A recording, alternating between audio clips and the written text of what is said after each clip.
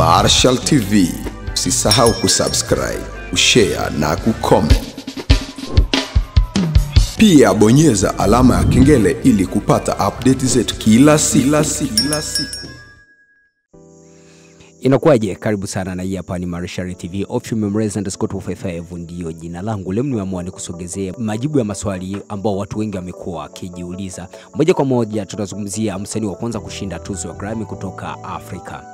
Je, wajua kuwa mwanamuziki wa kwanza kutoka Afrika kushinda tuzo ya Grammy alikuwa ni mwanamke jasiri kutoka Afrika Kusini, ndio anayeitwa kwa jina la Mariam Makeba, au kama wengi walivyokuwa akimuita Mama Africa. Mariam alizaliwa mnamo mwaka 1932 mjini Johannesburg. Tangu akiwa mtoto alionyesha kipaji kikubwa cha uimbaji, akitumia sauti yake kueleza maumivu na matumaini ya watu wake. Alipoanza kuimba, nyimbo zake ziligusa maisha ya Waafrika waliokuwa wakiishi chini ya utawala wa ubaguzi wa rangi. Serikali ya Afrika Kusini haikufurahia, na mnamo mwaka 1959 ilimfukuza nchini na kulazimika kuishi uhamishoni. Lakini huko nchini Marekani alikutana na mwanamuziki mashuhuri Harry Belafonte, na mnamo mwaka 1966 akashinda tuzo ya Grammy kupitia albamu yao inayoitwa Evening with Belafonte na Makeba.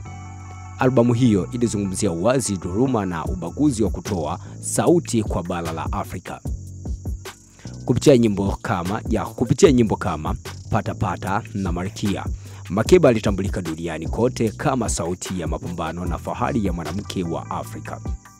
Baada ya miaka mingi uhamishoni, alirudi nyumbani mnamo mwaka 1990 baada ya Nelson Mandela kuachiwa huru na kupokelewa kama shujaa wa taifa. Leo jina lake linaendelea kuishi, likitukumbusha kuwa muziki unaweza kuwa silaha ya mabadiliko.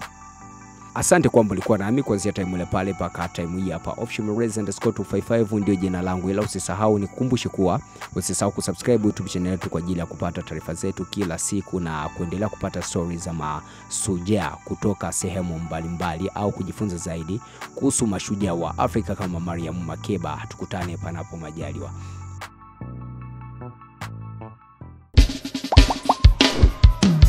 Marshal TV, usisahau kusubscribe, kushare na kucomment.